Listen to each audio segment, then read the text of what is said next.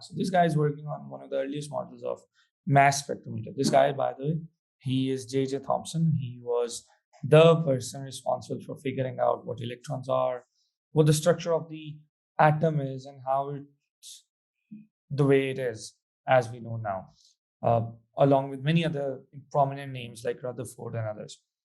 So this guy, he figured out what electrons were.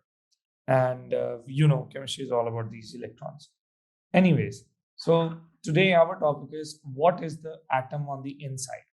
So we know that atom from O levels, we know that atom is basically made of two main things. There's the nucleus and there's the empty space around it.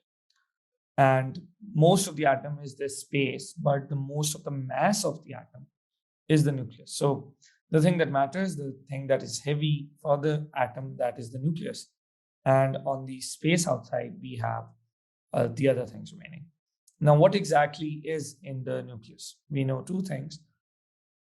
Those are protons and neutrons. So those are the two things that are on the inside of a nucleus, and the space around it, that is where electrons are.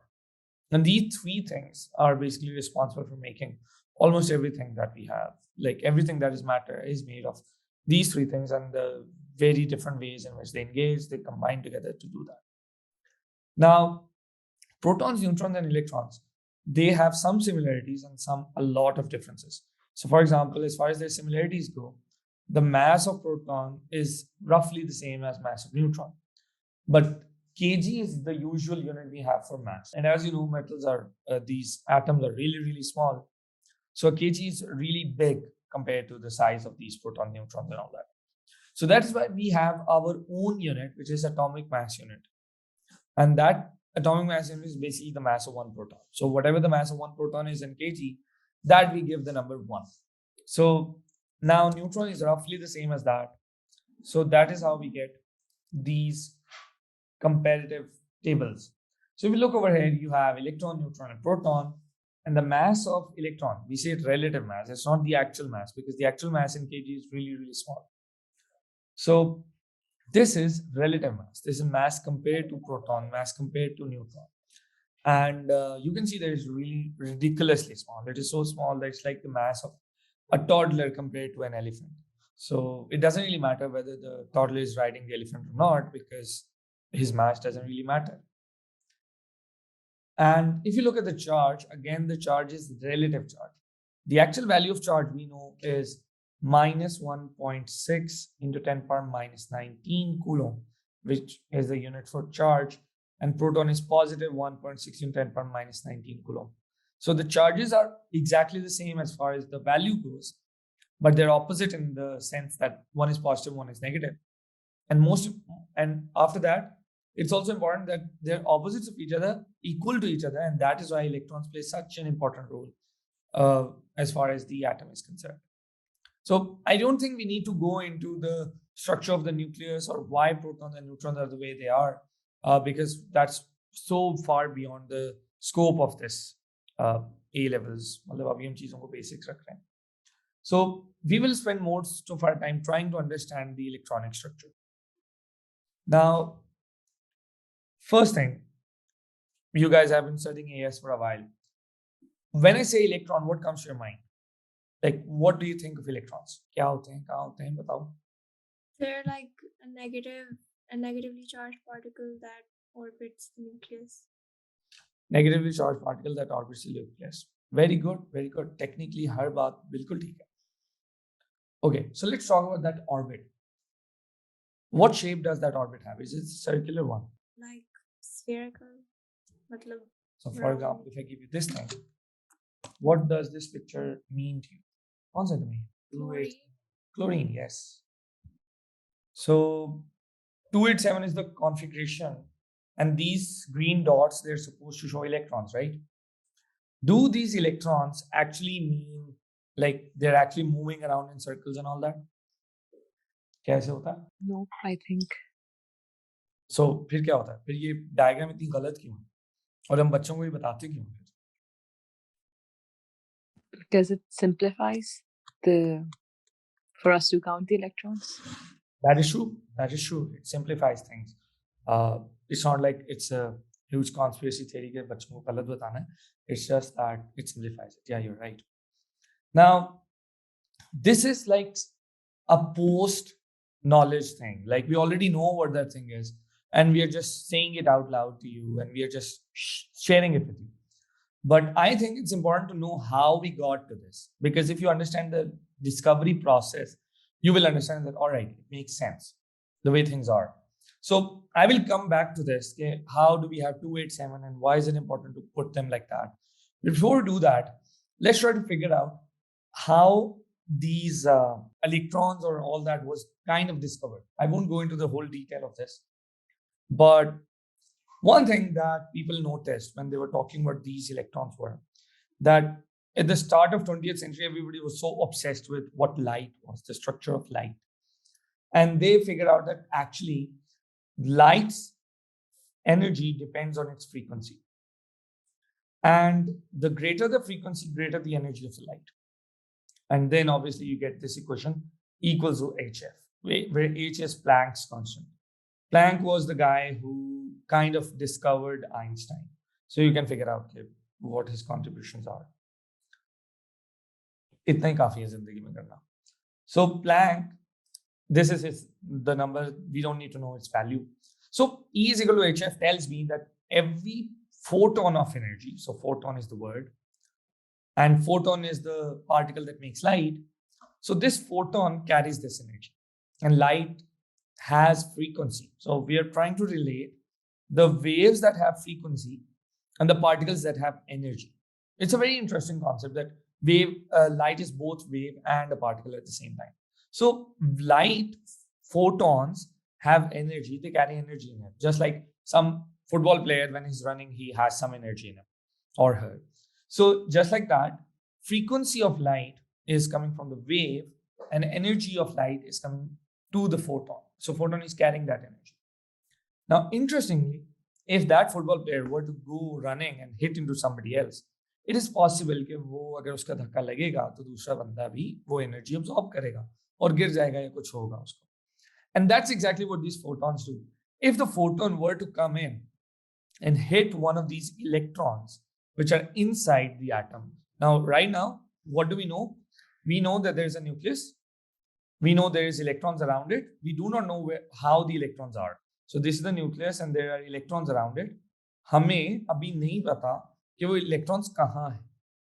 So when a light photon comes in, it comes, ये light आई, इसने इसको hit किया, तो इसने अपनी energy transfer कर दी.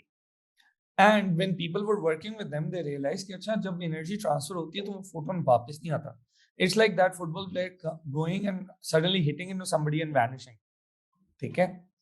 और वो जो दूसरा बंदा जिसको उसने hit किया है, they start running. They get that energy. It's like a relay race of that energy. So that is what they were seeing in these electrons and photons. So they said basically photon transferred its energy to electron, which kind of means that electron can transfer the energy back to photon. And yeah, that is the case. And they saw that every time this happened, the energy change that was happening was given by some high energy or high frequency light that was coming out. And every time they did that, they created these bright lights or different colors of lights. And they got this one. So for example, this is the graph of what they got from the first group. Let me enlarge this. So as you can see, यहाँ पे ये metals हैं आपके सामने. This potassium, rubidium, cesium, and in these you can see के sodium, lithium वगैरह भी हैं इसमें. So you can see that every pattern is different. Every metal has a different pattern of light that is coming out. And they were like, why is it that every single time an atom works, for example, sodium, every single time it works, it gives the same energy out or same pattern of energy out. And this thing, we call it emission spectra. Okay. So this emission spectrum is basically telling me how it's giving me hints about how these electrons are in the nuclear, in the atom of sodium, in the atom of cesium, in the atom of rubidium. There are some similarities as well, but there are stark differences. और लोगों ने जब उनको समझना शुरू किया, so they found that every time they gave energy to an electron and made it come out of the atom, ये energy आती थी. And they started not only looking at these patterns, although they're beautiful patterns, they also started making these values. अच्छा कितनी energy पे कितने electron remove होते हैं और एटम से कितने इलेक्ट्रॉन निकलते हैं. So this is the table that they got for one of the few. So for example, in this table, you can see that hydrogen has, if I give it this much energy, 1310 kilojoules, every hydrogen atom loses one electron. That electron just goes out. And not just that, if I give it any more energy, no electron comes out. आप इसको और energy देते हो, electron आते ही नहीं. Which goes on to show that hydrogen just has one electron. उसके अंदर कुछ और था ही नहीं. और मे बी जो दूसरा इलेक्ट्रॉन उसमें है वो बहुत ज्यादा एनर्जी चाहता है. लेकिन कितनी ज्यादा एनर्जी? 1310 को उन्होंने 158 700 तक भी ले गए सोडियम में, तो भी उसमें से इलेक्ट्रॉन बाइंड नहीं आ रहा. So then they said, okay, that means hydrogen has just one electron. And then they did it with helium. With helium, the first electron came out when you gave it just this much energy. And the second electron, इतनी energy उसको दे रहे थे तो वो बाहर निकल रहा था. And while the energy was much higher for both of these, the energy to remove the very first lithium electron was much less. वो सिर्फ 519 थी, जो बहुत थोड़ी है. They were like, हाँ सही है, इसको तो एनर्जी कम चाहिए. But अचानक there is a much bigger jump, a jump of more than 10 times. And then suddenly the jump is not that much anymore. Similarly, they saw a similar pattern in beryllium, that the first two, the jump was not that much. But the third one, the jump was much higher. With boron, they saw the jump at 3. With carbon, they saw the jump at 4. With nitrogen at 5. With this one at 6. With this one, this. And they were like, ye ho kya raha hai? And by the way, we already had the periodic table there.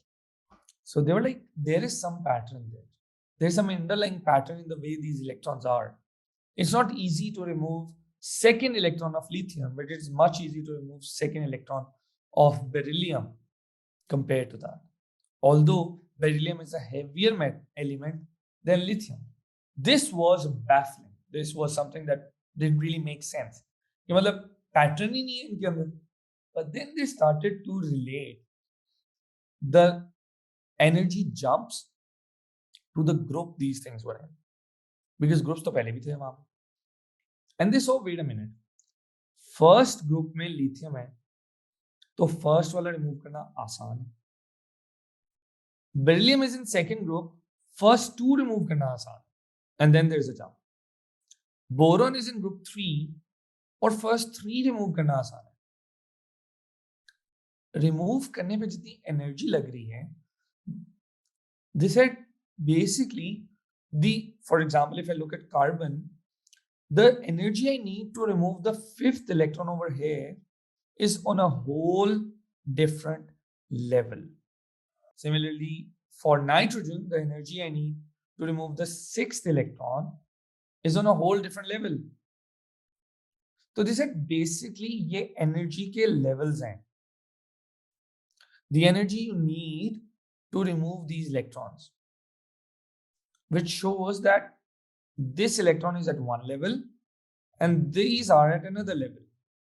These two are at one level, these are at another level, these three are at one level, these two are at another level. So basically ये level बनना शुरू हो गए. It's like a staircase. कि आप lithium atom में जाते हो, पहला इलेक्ट्रॉन आपको 519 पे मिल जाता है, दूसरे इलेक्ट्रॉन के लिए आपको बहुत बड़ी जंप लगानी पड़ेगी. So it's not a direct convenient staircase as such, but there are patterns hidden inside.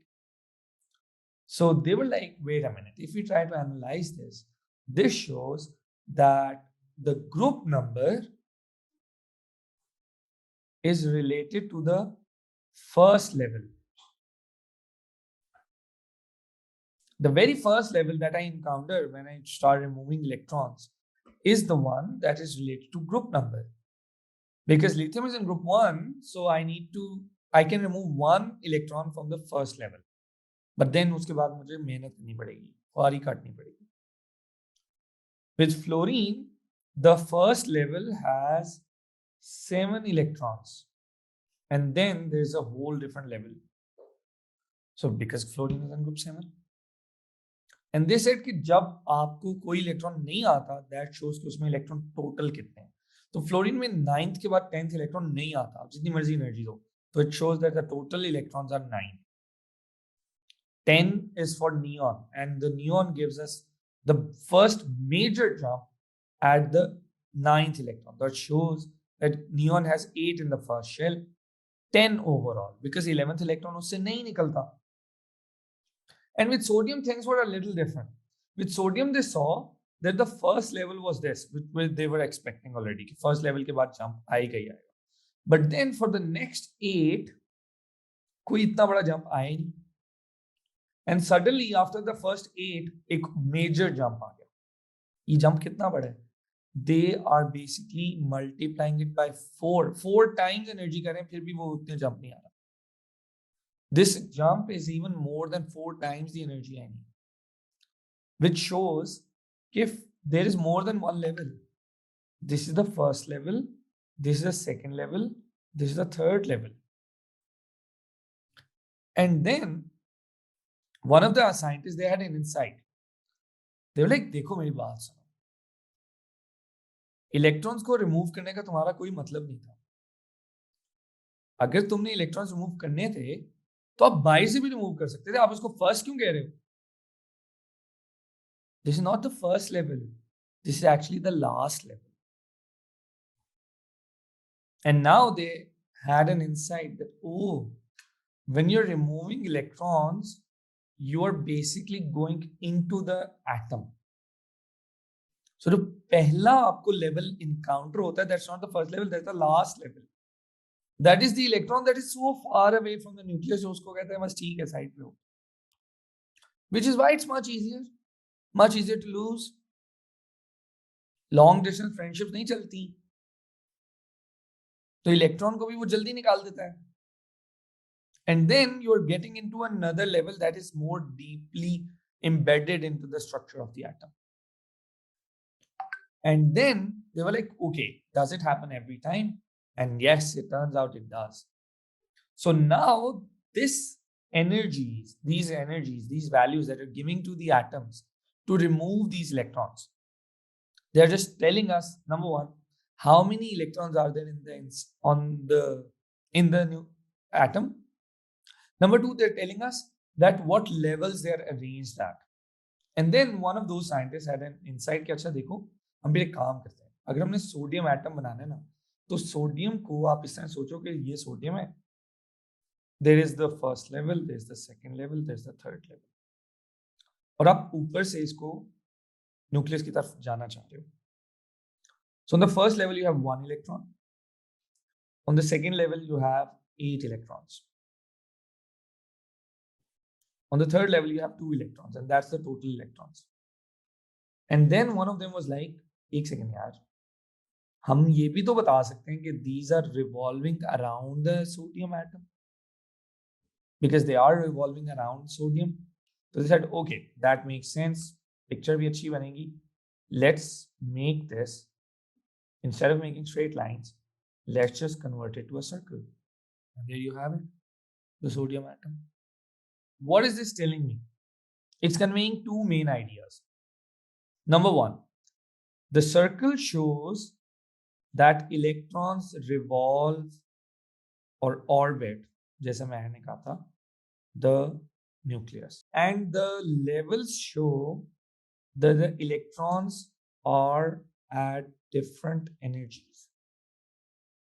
That for some electrons, you need to remove them, you need to supply more energy, and for some electrons, you need to supply less. And the energy that you needed to give them, it has a name. It is called ionization energy. Why? Because ionization energy is the energy required to remove these electrons. and we abbreviate it as IE. And if I want to remove first electron, I'll say IE1. If I want to remove the second electron, which implies कि पहले मैंने पहला remove कर चुका हूँ, so that is IE2. And these ionization energies are basically telling me what the structure of the nucleus of the atom is, how the electrons are arranged, what level they are at. And ionization energy को ही अगर हम समझ लें ना, इसकी values में जो small नोन्सेस हैं, जो उसमें चेंजेस हैं, उनको अगर हम समझ लें, हमें एटॉमिक स्ट्रक्चर का सब कुछ पता लग जाता है. And this is the data that these scientist had. और इस डेटा से उन्होंने ये सर्कल्स बनाए. And then we will study tomorrow कि किस तरह वो circles are not just mere circles, उन लेवल्स के अंदर भी वेरिएशन है और वो वेरिएशंस हमें बताती हैं. नाउ दे स्टार्टेड डिस्कसिंग कि देखो मेरी बात सुनो, ये क्यों ऐसा हो रहा है. Why is it that the outer electron is easier to remove, but the inner electron is much, much harder to remove? So then a discussion started, and these are some of the brilliant minds in the world. So they came up with a few main ideas. Simple सी बात है. The whole idea revolves around the attraction. The electrons are negative, protons are positive. Electrons, all of them are the same charge. All the protons are at the same charge. तो ये levels किस वजह से हो रहे हैं? Remember, these levels are because you're pulling the electron out of the atom. So obviously atom is offering resistance. Atom नहीं चाहता है कि आप उसका इलेक्ट्रॉन ले जाएं, और अगर आप लेके जाना चाहते हैं, you have to fight that force of attraction. So the idea is that if it takes less energy to remove the first electron, for example in fluorine, that simply means that the fluorine's outer electron, the outermost electron, उसकी energy, उसकी attraction उतनी strong नहीं है.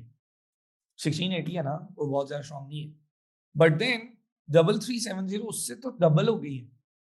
तो how come suddenly these electrons, which are roughly at the same level, they are all in thousands and not 100,000 or something?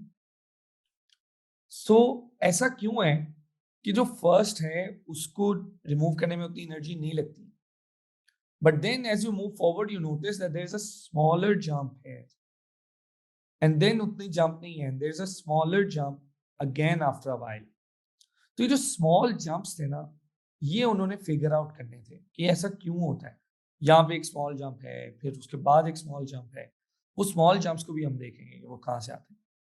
But then they started discussing, अच्छा ionisation energy किस वजह से change होती होगी, क्यों हमें एक इलेक्ट्रॉन को रिमूव करने पे उतनी एनर्जी नहीं लगती. फॉर एग्जांपल लिथियम को देखो, और क्यों हमें हीलियम में बहुत ज्यादा लगती है, even though it's a very first electron on both of them. So then they said कि we can actually discuss it like this, कि अगर तो इलेक्ट्रॉन एटम से दूर है तो अट्रैक्शन वीक होगी, because it's all about the attraction. If you understand the force of attraction, you know how much energy you need. More attraction, more energy. ज्यादा attraction होती है तो ज्यादा एनर्जी लगती है, कम अट्रैक्शन होती है तो कम एनर्जी लगती है. Okay, so just like Bilawal बोलता. सो यहां पर भी आपको more attraction means more energy. So we have to understand कि अट्रैक्शन किस पे डिपेंड करती है. तो अट्रैक्शन किस पे डिपेंड करती है? First step on attraction is, because everybody knows in general attraction depends on the distance, which means that a bigger atom, or distance को हम कह सकते हैं atomic radius, bigger atom, weaker attraction, lower energy. And if you have smaller atom, smaller radius, more attraction, more energy. So this is basically जो helium और lithium का फर्क है ना, वो ये कि lithium is a bigger atom than helium. Okay, so if the electron is further away, उसको रिमूव करना आसान है. if the electron is close, उसको रिमूव करना मुश्किल है. and then what does that attraction depend on? It depends on the charge. but किसका charge? Electron का तो charge वही रहता है. so it is the nucleus that is changing. in lithium you have 3 protons pulling on the electron, and remember all the protons are pulling on all the electrons. ऐसा नहीं है कि एक इलेक्ट्रॉन को एक प्रोटॉन कर रहा है और दूसरे को 2 कर रहे हैं. They're all pulling on every one of the electrons. So electron का charge वही है. So it's not just the charge, it is the nuclear charge. If the charge is more, it pulls it more. Okay? So that is the second thing. Higher nuclear charge, higher attraction, stronger attraction. And then there was one another insight. Dekho, it's not that electrons are being attracted to protons. Electrons also repel other electrons. And that is called shielding effect. Shielding. Matlab, if this electron tries to, so let's suppose I have this electron here. If this electron tries to come close to this nucleus, it will feel a repulsion from this inner electrons. उसको आने नहीं देंगे, तो ये वापस चले जाएगा. So this is basically showing that inner electrons are going to shield the nucleus from the outer electrons. So shielding effect is repulsion. So attraction and repulsion, in दोनों की आपस में game है. Whichever is more wins. So more attraction means more energy, and because you're offering more shielding, that shows that attractive forces will be lowered. So less energy is required, ionization energy will be less. And then there was another idea that what if these electrons were in pairs? And if there was a pair, then the pair will repel each other as well. So it's not that electrons on one level repel the electron on the second level or the outer level. It's also that if they were paired up, they will repel each other as well. And we know that electrons exist in pairs. बाद में हमें पता लगा, वो हम कल देखेंगे कि कैसे पता लगा. So there was the pair repulsion as well. And then they figured out कि अच्छा, these are the four main reasons जिसकी वजह से आपको एनर्जी कभी ज्यादा देनी पड़ती है, कभी कम देनी पड़ती है. And whichever affects the attraction or whichever affects makes the attraction more, मतलब कहीं पर वो कोई ज्यादा हो जाता है, कहीं पे कोई कम हो जाता है. And then they figured out that all right, इससे हमें पता लग रहा है कि ionization energy क्यों ज्यादा होगी. And that is how they figured out the structure of the atom. All right.